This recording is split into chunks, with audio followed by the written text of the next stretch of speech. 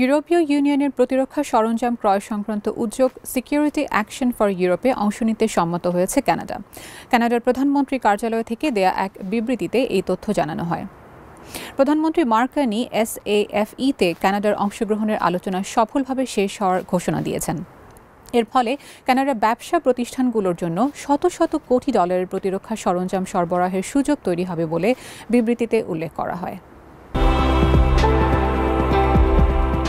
EU নেতারা 2025 সালের মে মাসে SAFE উদ্যোগটি গ্রহণ করবেন। এর আওতায় জরুরি প্রতিরক্ষা সরঞ্জাম কেনাকাটা ত্বরান্বিত করতে প্রতিযোগিতামূলক মূল্যে দীর্ঘমেয়াদী ঋণ দেওয়া হবে।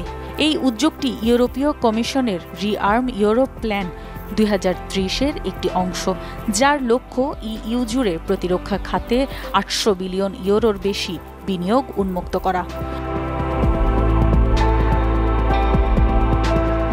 যদিও এই ঋণ শুধু ইইউ সদস্য দেশগুলোর জন্য প্রযোজ্য, তবে ইউক্রেন এবং ইউরোপীয় অর্থনৈতিক অঞ্চল ও ইউরোপীয় মুক্ত বাণিজ্য সংস্থার দেশগুলো এই প্রকল্পের অধীনে যৌথ কেনাকাটায় অংশ নিতে পারবে।